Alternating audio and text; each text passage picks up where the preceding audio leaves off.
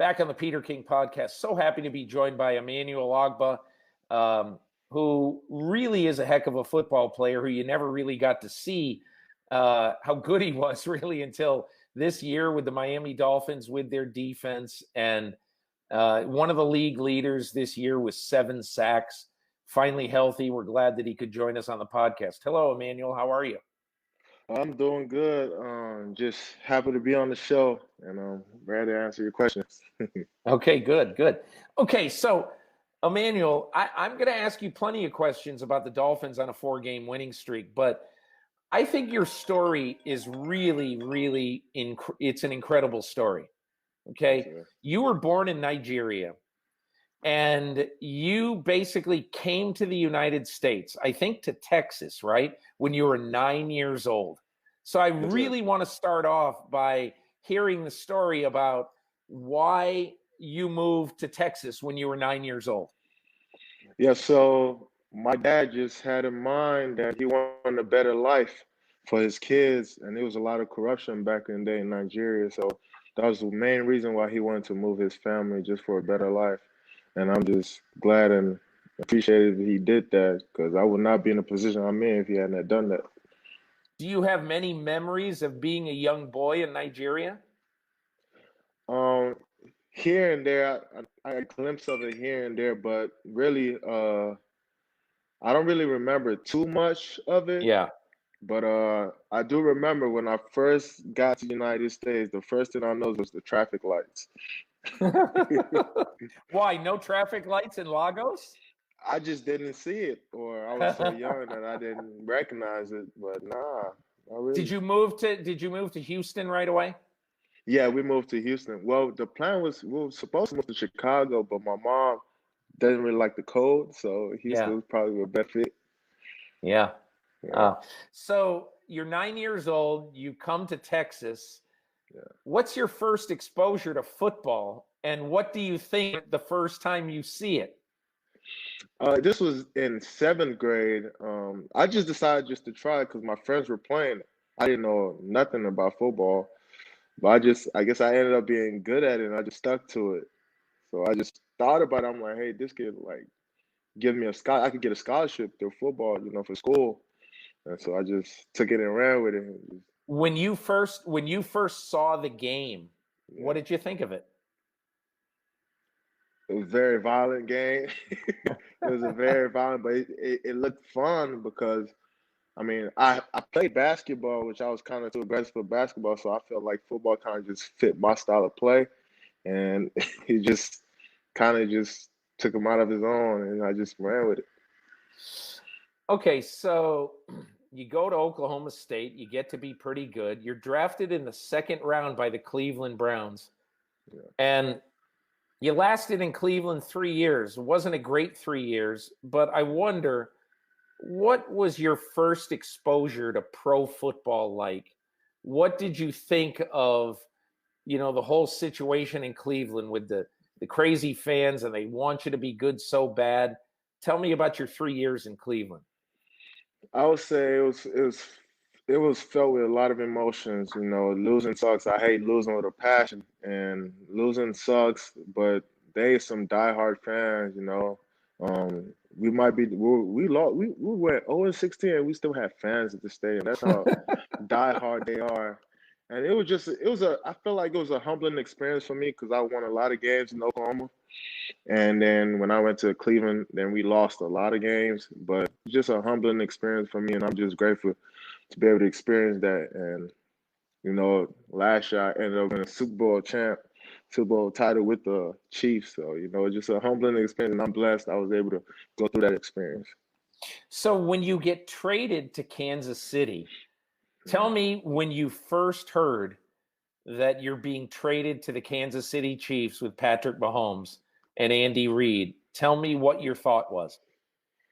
I was filled with emotion because I wanted to spend the rest of my career with Cleveland. You always want the team that drafted you.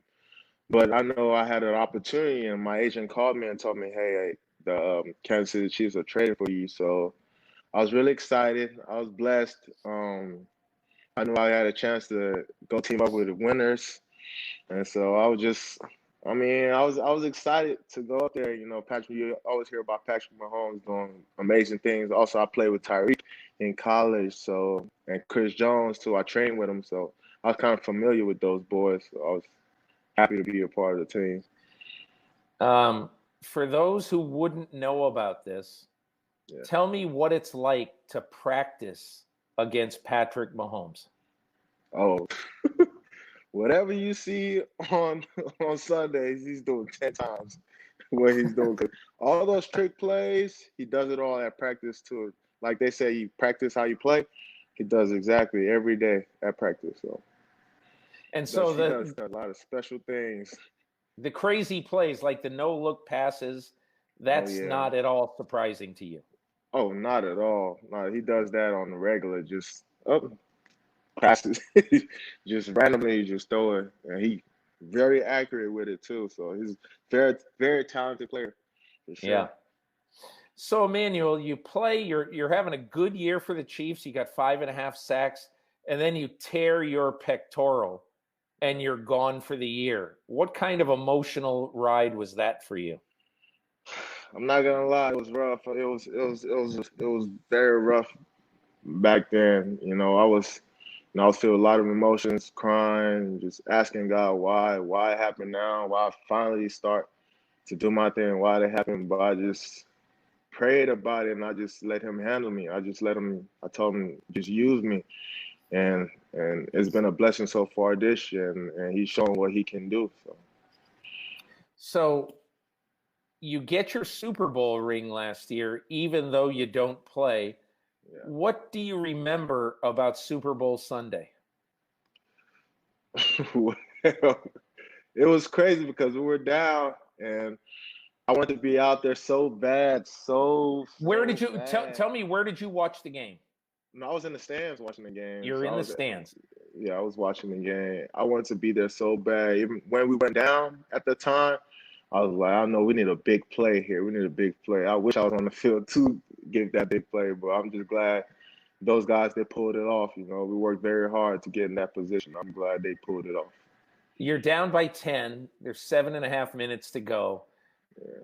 You guys call a timeout. Patrick comes to the sidelines to Eric Bieniemy, and I'm sure you find out about this later. He says, hey, do we have time to run Wasp, 2-jet ship Wasp? And of course, they say, yeah, you can run it. And that play happens.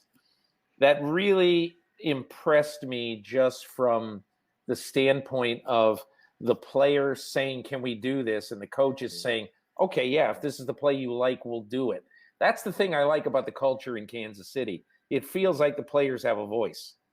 Oh, yeah, for sure. It's all about trust, too. The players trust the coaches, and the coaches trust the players, and they trust Mahomes to go out there and execute the game plan, and that's what they ended up doing. And thank God they did. Thank God they trusted. So, when you became a free agent in the offseason, did part of you say, man, I wish there was some way that the Chiefs could find the money to sign me because I love it here? Or did you say, I want to go somewhere else? no, obviously, I won a Super Bowl, and obviously, I wanted to stay there. But I guess, God had other plans, and Miami Dolphins gave me a big opportunity, and I took it and ran with it. So. What was this off season like for you, knowing that, hey, I'm going to a new team. It's going to be cool. We're going to get to practice. I'm going to get to know all my new teammates. And then all of a sudden, bang, you can't see anybody. You can't hang out with anybody. You can't go do anything or go to meals or anything with anybody. You're somewhere just, meeting these teammates, on a Zoom meeting or whatever. And tell me what your off season was like, moving to a new team, but getting to know people just like we're talking right now.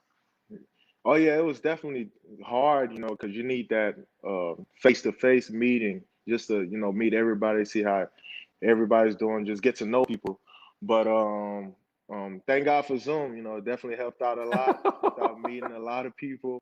And also 2020 has been crazy. But the good thing about this whole situation, actually, I trained down here in South Florida, so I was already down here. So it was just an easy transition for me to just call the movers just to move myself from Kansas City to here because I was already looking for a place to stay down here anyway. And then my agent gave me a call and told me, hey, I think the Dolphins really interested. So it just worked out perfectly for me. Wow. So you worked out this offseason in Miami and you were going to do that anyway? Yeah, I train every offseason. I Wow. come to Miami to train. So I was already down here training and before I got the call. Wow. So you go to training camp then with the Dolphins, and the thing I'm most curious about, because when I ever think about you, I think, man, how great would it be to see this guy play 16 games, what he could do if he has a full season. So tell me about you as you're entering training camp and sort of what's going through your head. Just making sure my body, everything is right, taking care of myself, really actually spending money to take care of myself. Just doing the necessary stuff, the rehab and all. I attack there hard and I stay on top of it. Even though I feel good, I still stay on top of it. That's one thing I didn't do in the past. And I'm just happy to be fully recovered from that pectoral surgery. And I still do rehab work for my pectoral just because, just to stay on top of it. So. If you could point to one reason why this defense fits you and you fit in this defense of the Dolphins, what would it be? I guess it starts with coaching. They trust me. I trust them. They put me in the right position to make plays. And I just go out there and give it all I got for this team. And also, this team is like a brotherhood. We want each other to succeed. It's like there's no real egos out here. There's no like, oh, no, I'm making more than you. Nah, you do this. Nah, we all brothers. We love each other and want each other to succeed. I learned a lot about your defense watching your game against the Rams. Yeah. You guys are a bunch of swarming dogs. I mean, that was because look, you watch them on tape. That's a good offense. That's a good quarterback. It's a good line. And he just couldn't breathe the entire game. And I wonder what sort of mentally is in the minds of the guys, especially on your defensive front, about making the quarterback as uncomfortable as clearly you did with Jared Goff that day. Obviously, offense, the key to stopping the offense starts with the quarterback. If you can affect him, you can affect the game. And so that was our game plan, just to attack him as much as we can. And we just went out there. Coach Boyd had a good game plan for us, and we went out there and executed. And Coach Flores preached every day, we got to run to the ball, we got to attack the football, and that's what we've been doing this whole year. Emmanuel, I want to ask you about Brian Flores because not many people really know your coach. He was kind of hidden while he was with the Patriots because that's the way Bill Belichick likes it. You don't really get to know the coaches or their personalities. And he's really been sort of a quiet, all business guy in Miami. I wonder, so tell me, what is Brian Flores like? He's definitely a player's coach. He loves his players. He wants the best out of his players. He pushes his players hard. And yeah, sometimes it's fun. Sometimes like, man, coach on my ass again. Excuse my language. But nah, he just wants his best. He wants the best out of his players. Also, obviously, it's a job too. So we go out there, we grind for each other, we play for each other. He's a great leader for us, and he leads us into battle. And we just go out there and execute for him. Can you tell me a story about your experience with Coach Flores, and does he sometimes really get on you, and what is that like? Well, nah, he's like one of those coaches that he would get on you because he knows you're better than what you're given. Also, that he would get on you in that way. But yeah, he always just wants the best for his players, and he always looks out for his players. And I'm appreciated to have a coach like that. Yeah. One last thing I would ask you. So, a lot of people will look at your team right now, and they'll wonder. To me, I think they'll say, "Man, watching them, their defense really looks good enough." And the question is, how quickly can Tua get up to speed? And so I wonder, tell me, you've now practiced against Tua for half a season. You've watched him play. Tell me about him as a player and whether you believe that, he can get up to speed and play some of the best teams in the NFL and beat them. Oh yeah, Tua's a ball player. He's always been a ball player ever since Bama. So we believe in him. We support him. We go out there. We battle for him, and I feel like Tua can be as good as he want to be. Um, yeah, he's still young, but he's learning, and he's a natural born leader. So that's one thing I admire about Tua. He's a natural born leader, and he goes out there and gives it all. He wants to make plays. He loves to make plays, and that's what we need from a quarterback. Yeah. Yeah.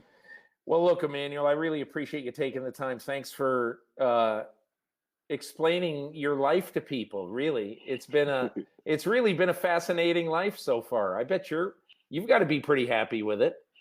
Oh yeah, it's definitely been an experience. Like I said, I take it all in. Like I always say, God has a plan for my life, and He's using me, and I'm just letting Him use it. Your dad has to be thinking to himself right now, I had no idea that my son would be playing football on national television every week when I moved the family to Texas. Do you think part of him is a little bit shocked? Oh yeah, for sure. Especially my mom. My mom didn't want me to play football because she thought it was too violent or too dangerous. But I kind of convinced her it's what I love. It's what I love to do. So she couldn't stop me. Hey, listen, all the best to you. Good luck the rest of the way. I'm sure we'll talk before it's over. Thank you so much. Thank you. Thanks for having me.